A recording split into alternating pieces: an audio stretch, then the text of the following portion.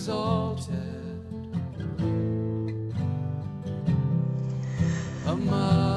Hi, I wanted to share with you that I found very enlightening celebrating my first Feast of Tabernacles. You couldn't really call it a celebration. I wasn't really prepared to do it, um, but I fashioned a tent out here as a temporary dwelling. I wouldn't be able to sleep in it. I wouldn't really be able to eat in it because I didn't have the materials in it, and I didn't have the appropriate wave offerings, whatever.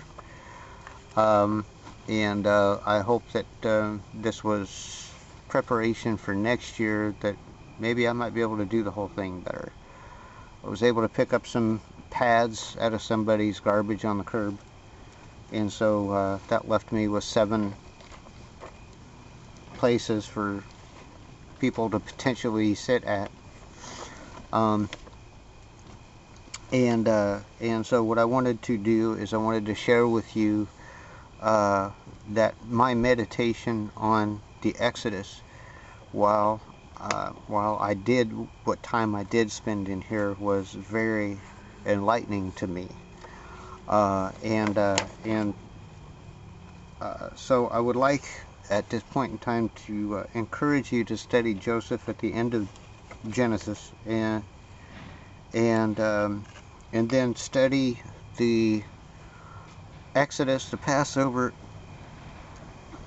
and the Exodus from Egypt. I would like to encourage you to study those 2 in detail, but right now I can only give you a brief summary. Studying this for yourself will bring to light some very important details that would provide additional enlightenment to learning about God and your relationship to God. Alright, Joseph was sold into slavery by his brothers. As time passed, he was resold to Potiphar, a captain of Pharaoh's guard in Egypt. The Lord made Joseph prosperous in whatever he did, so Potiphar made him an overseer over all of his household affairs. Joseph was falsely accused of wrongdoing and was jailed in the dungeons in Pharaoh. He interpreted a couple of dreams from a couple of guys on Pharaoh's staff who had evidently broken the law, and when they were released, he had interpreted some dreams for them, and when they came true, Pharaoh had dreams that needed to be interpreted, and Joseph was called out of the dungeon to interpret those dreams. And one of those dreams was of a 7-year famine. Joseph remedied the situation by preparing Egypt to weather it and saved the land and the people from starvation. At the same time, he was able to save his family in Canaan, Jacob, his 11 brothers, and their families from starvation by bringing them to Egypt, where they lived and prospered until Joseph died and a new Pharaoh rose to power. The new Pharaoh that rose to power was afraid that the population of the Hebrews was too large and that they would continue to multiply until they rose up to make war with and defeat the Egyptians. Christians, after I tell you the policy that Pharaoh set for destroying the Hebrews, I really hope that you become aware of what is happening in the Middle East as it slowly makes its way into the United States. Then remember the atrocity of Roe versus Wade. In order to destroy the Hebrews, Pharaoh adopted 2 policies. The first was slavery, where the Hebrews were forced to make brick and build quote-unquote treasure cities in vain. The locations that these cities were to be built were like quicksand, so anything that would be built on them, the structures would sink. During the making of the brick and the building, the Hebrews were treated with tremendous cruelty. The point was to burden them to the point that they would grow weary from their labors and no longer have children to multiply. The Lord, seeing this, caused the Hebrews to increase in population anyway. So since that didn't work, Pharaoh instituted another policy. The second was abortion. Now this should be a big clue to you Americans and Christians who choose not to look at the horrors of war. But abortion is an act of war upon a people in an attempt to ethnically cleanse it. We should not be putting up with it. Both slavery and abortion were acts of war upon God's people. They were designed to ethnically cleanse Egypt of the Hebrews so that the Egyptians remained. There was no intention of letting them go or deporting them out of Egypt. Midwives were assigned to households having pregnant women about to give birth. They were to kill the sons and let the daughters live. 2 midwives did not do as Pharaoh ordered and allowed the children to live altogether. The population of the Hebrews continued to grow. Seeing that he had been tricked, Pharaoh called the midwives to give a reason for this. The reason they gave was that the Hebrew women were strong and that they gave birth so quickly that the midwives couldn't attend to them soon enough to determine the sex of the child, to either kill it or let it live. Pharaoh removed them from their service and then put the soldiers in charge. When they gave birth, the soldiers were to take the male children and throw them in the river to drown. During this horrible event, Moses was born. His mother created a small boat or ark and put him in it. It was waterproof, and so she put the ark in the water in the river, and he had not been named as yet. Now his sister watched the ark as it floated to the bank of the river near Potiphar's house, and near Pharaoh's house, excuse me. Pharaoh's daughter noticed the ark and drew it out of the water. When it was opened, he cried, and the Pharaoh's daughter took him to raise as her own. The sister asked her permission to get a Hebrew woman to nurse him. She was told to do so. The Pharaoh's daughter named him Moses, and he was nursed by his own mother to the age of weaning. And I found that to be a miracle in itself. Moses grew, and he had become aware that he was a Hebrew and saw the way his people were being treated. He felt compassion on them. One day he observed an Egyptian beating up a Hebrew. Moses put a stop to it and killed the Egyptian. It was supposed to have been done in secret, but word that he had killed one of his own countrymen became news that reached the ears of Pharaoh, who then sought to kill him. Moses ran out of Egypt, a fugitive, and went to Midian, where he became a shepherd. He took a wife, Zipporah, and had a son. Aaron, his brother, came to find him and told him that those seeking his life were dead. Moses was relieved and went to tend his sheep, leading them to Horeb, finding himself at the foot of the holy mountain of God, where God called him to meet with him at the burning bush.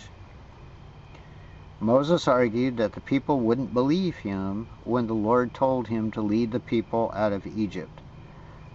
The Lord told him, "Tell them, I am that I am. Tell them, I am sent you." The Lord gave him 2 signs that were demonstrated at that time. Moses was told to throw down his staff, and it turned to a snake. And when he picked it up, it turned to a staff. Then he was told to put his hand in his breast. When he took it out, it was leprous. When the Lord told him to put it back in, he took it back out, God healed it. The third sign was to be when he was in the court of Pharaoh. He was to draw water from the river, spill it on the ground, and it would turn to blood. Still not sure of himself, he said that he was slow in speech. He was thought to stutter. And God assigned him Aaron, a Levite and a priest, to be his spokesman, and then the Lord told him to go do what he was sent to do. The objective of the Lord was to make Pharaoh afraid of the wrath of God. God knew he would refuse to let the people go, so he sent 10 plagues upon the Egyptians while protecting the Hebrews to show his power. The first one was that the river turned to blood. The second one was frogs from the river became a plague on the land. The third was lice. The lice was sent from the heavens to cause the people to itch. Flies became another plague upon Egypt. Cattle murrain. This is a miracle in itself. The Egyptian cows and the Israelite and the Hebrew cows intermingled together, and the reason why this is a miracle in itself is because there was a distinction made between the Egyptian cattle and the Hebrew cattle, so that only the Egyptian cattle died of the murrain. Boils were sent upon them, and they itched and itched and itched and bled from the boils. They were cured of it. Thunder, hail, and fire from heaven. Locusts to eat the crops that were left over. Darkness, and now the Hebrews did not live in the darkness at the time that the darkness was sent upon the Egyptians. And the angel of death. But those who put the blood of the lamb cooked and eaten in a specific manner on the doorposts and the top of the door were passed over. So this is why it is called the Passover feast. The Passover is a holiday commemoration commanded by God in Leviticus 23. After the 10th plague, Pharaoh finally became afraid of God and told Moses and Aaron to take the people, their elderly, their young, their possessions, and their livestock with them to the desert. God led them with a cloud by day and protected them with a pillar of fire by night, which also provided heat and light for the Hebrews. Pharaoh once again changed his mind and sent the soldiers after them, and they were prevented from attacking by the pillar of fire at night. So the Lord himself led them during the day and protected them at night. The Lord was fighting for the Hebrews. Moses and Aaron had led the people to the Red Sea, impossible to cross, and the people complained to Moses about being led to the wilderness to die. God told Moses to lift up his staff and stretch out his hand over the sea, and the entire night the Lord sent the east wind to part the sea. By morning, the land, they were able to cross over on dry land. When Pharaoh's army saw that they had crossed on dry land, they pursued in the same path, but God commanded Moses to stretch out his hand and staff over the Red Sea, and it closed up on them, drowning every single soldier. The Feast of Tabernacles is celebrated from the 15th to the 22nd of Tishri of the Hebrew calendar. You'll have to make a comparison to our calendar, the Romanized calendar. It's in October time frame. To teach their posterity of the Hebrews of the great exodus from Egypt. The salvation of God, according to Exodus 6:3, and that God caused them to live in booths after the Exodus, Leviticus 23:41-43.